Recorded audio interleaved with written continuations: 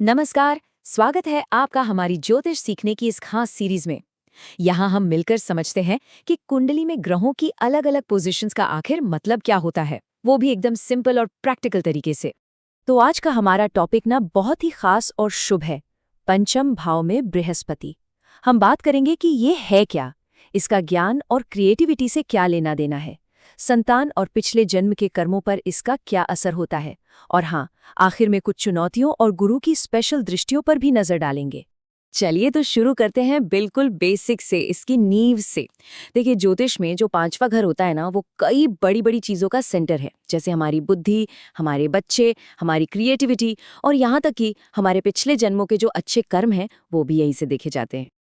अब सोचिए, जब बृहस्पति, जो कि ज्ञान और विस्तार का ग्रह है, इसी घर में आकर बैठ जाए तो क्या होगा? ये एक मजबूत आशीर्वाद लेकर आता है, ज्ञान का, क्रिएटिविटी का और अच्छी किस्मत का। चलिए इसको ना स्टेप बाय स्टेप समझने की कोशिश करते हैं। अच्छा, इस कॉम्बिनेशन को गहराई से समझने के लिए पहले इसके दो मेन पार्ट्स को अलग अलग समझना पड़ेगा। एक तो खुद बृहस्पति ग्रह और दूसरा ये पांचवा घर। तो सबसे पहले बात करते हैं गुरु की, यानी बृहस्पति की। देखिए, बृहस्पति का जो बेसिक नेचर है ना, वो है विस्तार का, ब्लेसिंग्स का। वैदिक ज्योतिष में इसे सिर्फ ज्ञान का ग्रह नहीं मानते, बल्कि ये धर्म, स्पिरिचुअल ग्रोथ और प्रॉस्पेरिटी का भी कारक है। इसे महान शुभ ग्रह इसीलिए तो कहते हैं, क्योंकि ये कुंडली में जहां भी बैठता है ना, वहां की अच्छी चीजों को कई गुना बढ़ा देता है। और बृहस्पति का साथी कौन है इस प्लेसमेंट में? पांचवा घर, जिसे हम बुद्धि और क्रिएटिविटी का घर भी कह सकते हैं। ये हमारी कुंडली का वो एरिया है जो हमारी सोचने समझने की शक्ति, हमारी आर्टिस्टिक स्किल्स और हमारे बच्चों को कंट्रोल करता है। और सिर्फ इतना ही नहीं, रोमांस और पिछले जन्मों से लाए गए हमारे अच्छे कर्म यानी पूर्व पुण्य, वो भी इसी घर से जुड़ा है। तो सवाल ये है कि जब ये दोनों पावर हाउस एक साथ आते हैं तो होता क्या है? चलिए अब सीधे इसके नतीजों पर आते हैं और शुरुआत करेंगे बुद्धि से। जब गुरु के ज्ञान की एनर्जी पांचवें घर की इंटेलिजेंस से मिलती है तो रिजल्ट बड़ा जबरदस्त होता है। ऐसे लोगों की बुद्धि अक्सर बहुत तेज होती है, उनकी एनालिटिकल पावर गजब की होती है और फिलॉसफी जैसे गहरे सब्जेक्ट्स में उनकी दिलचस्पी अपने आप ही पैदा हो जाती है। मतलब ये कि ऐसे लोग ना मुश्किल से मुश्किल सब्जेक्ट को भी बड़ी आसानी से समझ लेते हैं। उन्हें सीखने में, सिखाने में और दिमागी बातचीत मतलब इंटेलेक्चुअल डिस्कशंस में बहुत मजा आता है।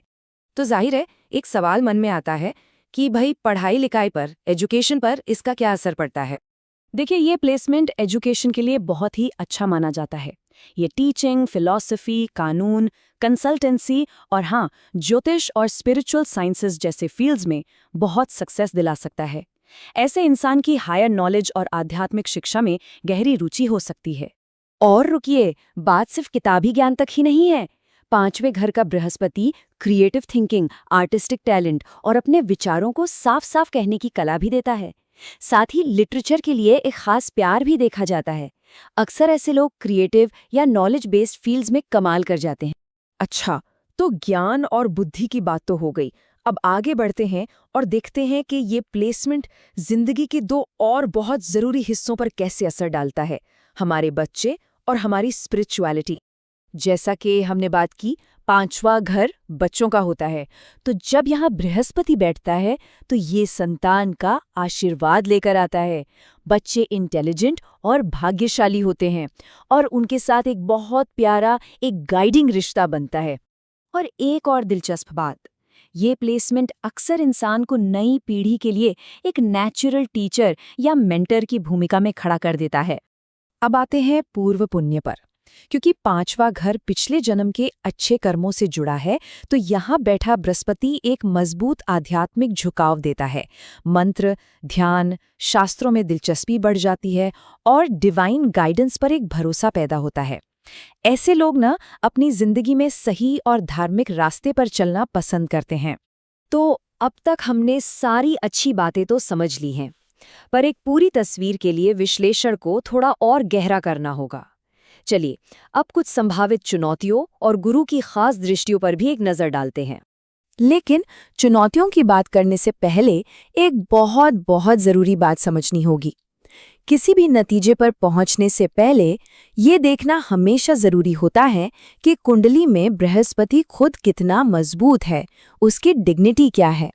अगर मान लीजिए कि बृहस्पति कुंडली में कमजोर है या किसी बुरे ग्रह से पीड़ित है तो कुछ परेशानियां आ सकती हैं, जैसे कि अपनी ही समझदारी पर ज़रूरत से ज़्यादा घमंड हो जाना, रिश्तों में बहुत ज़्यादा आइडियलिस्टिक हो जाना, बच्चों से जुड़े मामलों में देरी होना या फिर सुख सुविधाओं में कुछ ज़्यादा ही डूब जाना।